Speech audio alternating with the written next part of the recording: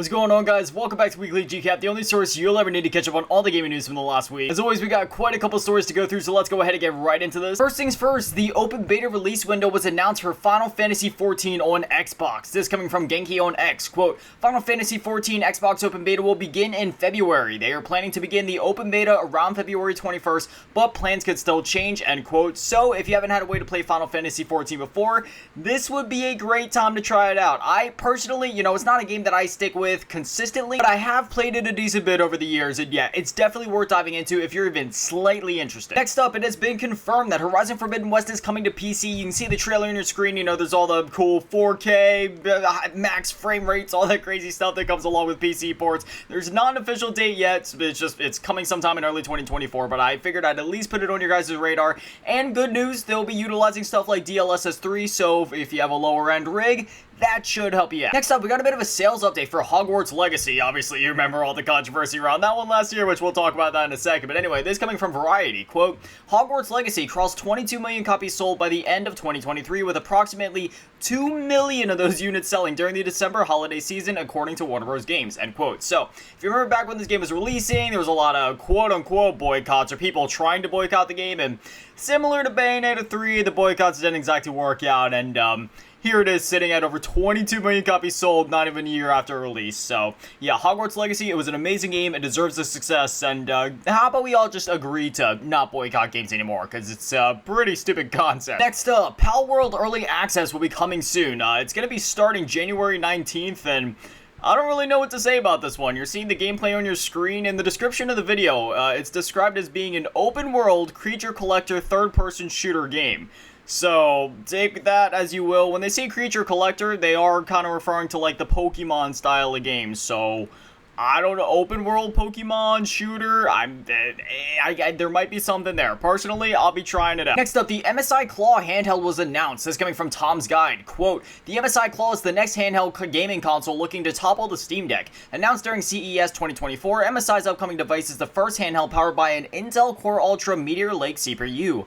MSI says the chip's XeSS upscaling technology will significantly boost frame rates. On top of that, the MSI Claw also promises to have longer battery life than its rivals thanks to its advanced cooling technology. Like the Asus ROG Ally and Lenovo Legion Go, the MSI Claw runs on Windows 11. The ubiquitous Microsoft operating system should allow this handheld to play the best PC games. The Claw can also play the best Android games. MSI's handheld features a 7-inch 120Hz and a similar ergonomic design, another similarity to the ROG Ally. There's RGB lighting on board the MSI Claw for good measure, end quote. Y'all know the RGB adds like an extra 120 frames to your performance. So, yeah, this is just another handheld coming to the market. I don't really have too much to say about this. At this point, I feel like the market is already getting a little saturated. If I was to pick up a handheld, I personally would still recommend going with the Steam Deck, or in this case, the new, OLED Steam Deck if you can shell out a little bit of extra money there. But, it's cool. Competition is always a good thing. It sucks when it gets so oversaturated like it does. But, hey, competition forces innovation, innovation fuels competition, and it goes hand in hand, and hopefully this will just result in better products in the end. Next up, Hyperkin announced their DcuhesS controller. So this coming from The Verge, quote, accessory maker Hyperkin is bringing back Microsoft's original controller, Xbox Controller S, as a modern gamepad, complete with Hall effect joysticks and triggers. This referring to the original Xbox. If you guys remember, there was two iterations of it, one being the Duke controller, which was absolutely massive, and then the S-type controller, which was a bit more reasonable and didn't cause you physical discomfort when you used it. Anyway, like its previous retro Xbox controllers, the DcuhesS has been updated to work with modern systems and is officially licensed to work with the Series X and S, Xbox One, and Windows 10 and 11. There's a share button built in for Series consoles, a USB-C port, and a 3.5mm headset jack. But perhaps most exciting is its inclusion of Hall effect joysticks and triggers, which should make them more resistant to growing inaccurate over time, aka, like stick drift. Hyperkin is only announcing that the controller is in development today, and the images above, which I'll be showing on the screen, show in development designs for the controller that may change ahead of release. Pricing or an exact release date is yet to be confirmed, end quote. So, again, we don't know anything about the price or the actual release date, but just another cool thing I wanted to put on your guys' radar. Next up, speaking of other cool things to put on your radar, the Hyperkin Mega 95 was announced. This coming from The Verge, quote, the Mega 95 is a new gaming handheld. Here we go, another handheld, but don't worry, it's not like the other ones. A gaming handheld from Hyperkin that's designed to play original Sega Genesis and Mega Drive 5 cartridges. It's equipped with a 5-inch display that has a toggle to switch between 4x3 and 16x9 modes. Y'all better be playing in 4x3. If you stretch it out to 16x9, you are a psychopath. And a battery that Hyperkin says should last about 10 hours per charge, which that seems about right for, you know, the screen and, you know, like, the games that it's going to be running, right? It's only Sega Genesis games, so 10 hours, that's more than enough. I mean, if you're playing for more than 10 hours in one session, I mean, I don't know what to tell you at that point, but yeah, there's, again, just another cool thing I wanted to put on your guys' radar. Next up, an Xbox Developer Direct was announced. This coming from Xbox, quote, "You're about to get an exciting look at some of the incredible games ahead with Xbox as we present a new edition of Developer Direct on Thursday, January 18th at 12 p.m. PT, 3 p.m. ET, or 8 p.m. UK. Fans will get an inside look at a selection of highly anticipated games coming to Xbox Series X and S, PC, and Game Pass. Shortly after, ZeniMax Online Studios will host the Elder Scrolls Online 2024 Global Reveal event at 1 p.m. PT, 4 p.m. ET, 9 p.m. UK to preview 2024's biggest update. Presented by the game creators themselves, Developer Direct offers an in-depth look at upcoming titles, how they're being created, and who's creating them. We'll visit Machine Games in Sweden to check in on their Indiana Jones game, swing by Obsidian's Irvine offices to see more Avowed, head to Oxide Games Maryland home to learn about Era History Untold, and take a trip to Cambridge, England to see Sinuous Saga Hellblade 2 from Ninja Theory. Please note that while the show won't have updates on games from Activision Blizzard, you can look forward to news from those teams later this year. The show will be a celebration of just a selection of our slate of upcoming games from Xbox, so not every game coming in 2024. This is just a, you know, hand-picked selection of games coming up. It's also another part of our commitment to consistently bring Xbox players can't-miss experiences. 2024 kicked off with a bang for Game Pass members. That they did. That was a great lineup we talked about last week. And you can expect that lineup to include more incredible games from Xbox and our partners as the year goes on, end quote. So again, that'll be coming up in just a couple of days. Actually, that'll be happening next week after I would normally record these episodes. So we won't get to talk about it next week, but the week following we will do a complete recap on that as always. Next up, we got, unfortunately, another game being delisted, this being World of Demons. This coming from Platinum Games, quote, "World of Demons will no longer be available to download on Apple Arcade as of January 18th, 2024, aka this coming Thursday. Please see the schedule below for more details. We extend our gratitude to all players who have enjoyed the game since release. January 18th, 2024, the game will no longer be available to download on Apple Arcade, and then February 1st, 2024, the downloads of the game will just become unavailable to play, even if you have it downloaded. And again, this is quite unfortunate because this game is only available through Apple Arcade. You cannot purchase it through any other means. So, somebody's gonna have to basically pry open their device, you know, get into the nitty-gritties of it, and get this game backed up and onto, like, an archive website if we want to have any chance of preserving this thing. Otherwise, yeah, this one's just about to be gone. Just out of the history books, gone forever. I'm not sure if this is an online-only game or if there's offline functionality. If it's online-only, then, okay, maybe it's a lost cause trying to preserve it. But if there's offline elements, yeah, let's get on it. And if there's any way that I can contribute, somebody please let me know. Because, you know, I'm all about the game preservation. No matter how niche, no matter how big a game is, it's a game. I don't want it to disappear forever. Please, let's work on this. Let's preserve it. And hopefully not have another game just get lost to the digital ether. Next up, we have another game studio shutting down. There's been so many game studios shutting down in recent times, but anyway, this being First Contact. This is coming from IGN, quote, "First Contact Entertainment, the developer behind such PSVR titles as Firewall Ultra and Firewall Zero Hour, has announced it will be shutting down at the beginning of 2024. First Contact took to Facebook to share the news, saying, quote, "The lack of support for VR within the industry is one of the main reasons for this decision.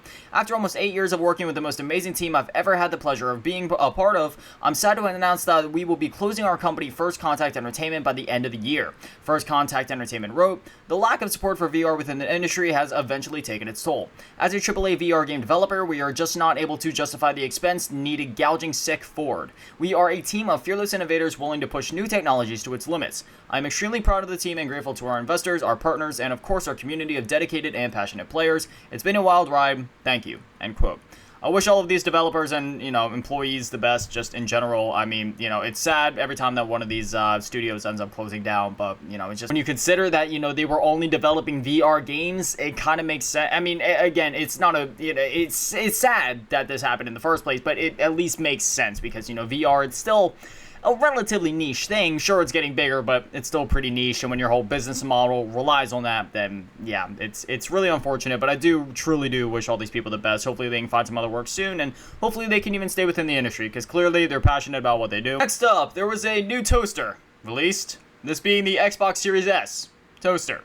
As you can see on your screen, you know, it's a pretty high quality toaster. It's got the nice, you know, white design out on the outside, you know, nice white coat of paint. Got the little black thing there to kind of replicate like the fan that you will find on the normal Series S. Every time that you toast it, you know, it prints the Xbox logo on the piece of toast, as you can also see in the image there, and overall, it seems to be a high-quality toaster. There is a removable breadcrumb tray. So, dude, what am I even doing? Yeah, seriously, as you can see, first we had the Xbox Series X mini fridge. Now we have the Xbox Series S toaster. I mean, you know, I'm not gonna lie, I'm gonna buy one of these. Next up, SEGA has appointed a new president and CEO. This coming from Video Games Chronicle, quote, Shuji Utsumi has been appointed as president, COO, and CEO of SEGA America and Europe. The change was announced by SEGA's parent company, Sega Sammy, on Wednesday.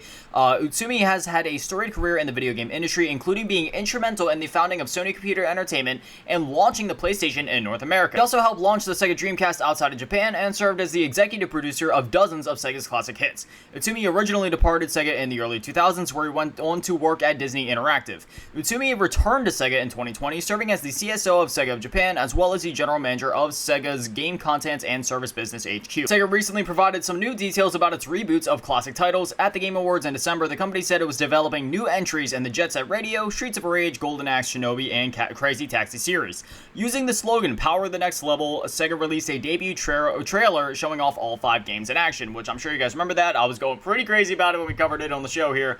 And yeah, it would make sense that now that they're going in this direction of trying to revitalize some of their older IPs and just kind of like playing to the nostalgia while also, you know, possibly trying to build new fans. Well, not possibly, definitely trying to build new fans along with capturing the nostalgia of older fans. It would make sense that they would want to bring in somebody that was there for that stuff, right? Like a veteran that was actually there for, you know, way back with the launch of the Dreamcast, where we saw stuff like Jet Set and other games like that in the first place. So, yeah, I'm really excited to see what Sega's going to be doing here, because lately, yeah, they've definitely been interesting to me. They're going in an interesting direction, but a good interesting direction. I like what I'm seeing. Next up, we got the January PS Plus Extra and Premium games for you guys. Let me tell you guys, this is a great lineup. First, we'll start out with Extra as always. First, Tiny Tina's Wonderlands, the Next Level Edition.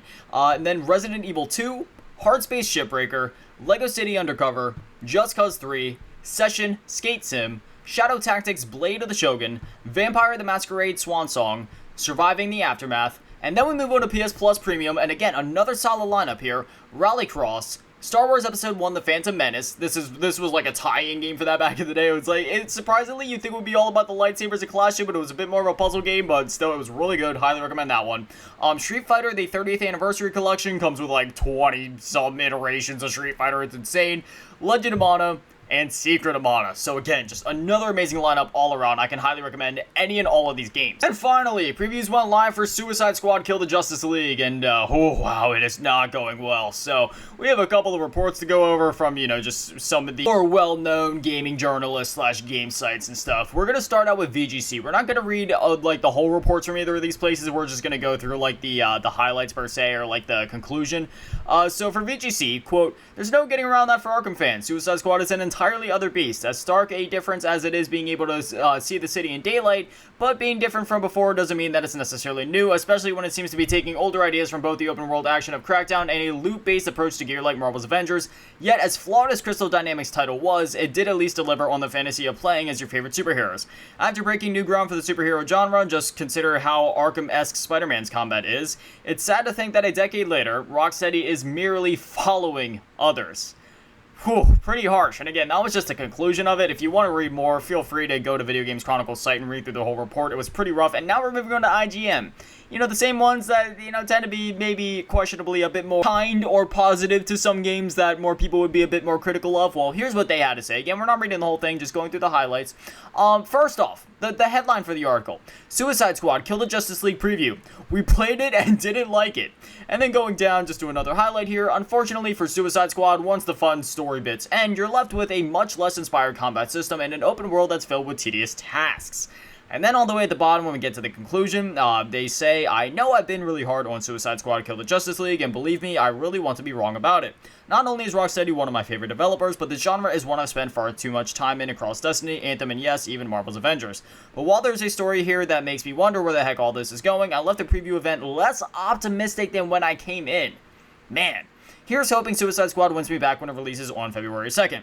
And then when we move on to just looking at social media in general, there's been many complaints about the HUD, and you know, you're seeing the gameplay on your screen, and you mesh together the messy HUD that I've been seeing online, which literally looks like that Elden Ring meme from last year, along just, oh wow, that was actually 2 years ago. Man, I can't believe Elden Ring's almost 2 years old already. Anyway, that's topic for another day. It's just, the things are looking really messy for Suicide Squad, and even for a guy like me that tends to be pretty forgiving with games, and you know, I always go into everything with an open mind. I'm the same guy that liked things like Mighty Number 9, for example. Like, I'm the type of guy where I love a game just because, you know, like I don't pay attention to reviews or review scores or anything like that. Like, I'm the type of guy where I will love a game and then go online later and find out, oh, people hated this game? Well, that's strange. I loved it, you know? But even with Suicide Squad, just from watching the trailers, everything I've heard about it, yeah, I'm not really looking forward to this one.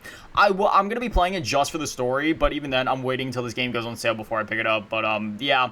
It's just from the reviews we're hearing and just from how everything's looking, it's looking a little disappointing. I'll still give it a shot when it goes on sale one day, but man, yeah, this one's looking rough, and it's quite unfortunate to say the very least. Anyway, that is all the stories that I have for you guys this week. So now I'd definitely love to hear from you guys. What are your thoughts on everything that we talked about? Whether it's all the Suicide Squad drama, what about the lineup for PS Plus? I thought it was a pretty solid lineup. What do you think about SEGA and their new direction? You know, harkening back to their old IPs, and now that they got this new president in, are you excited for the future of SEGA? Whatever it is, whatever you're thinking, I'd definitely love to hear from you guys. But anyway, this is Weekly GCap. New episodes go live every single Friday at 9 a.m. Eastern, so if you want to catch them as soon as they go live, well then I know when to be here. But anyways, that's going to do it for me, guys. Thank you guys for watching. Have an amazing day and an amazing weekend. Stay beautiful. I love you all. Peace.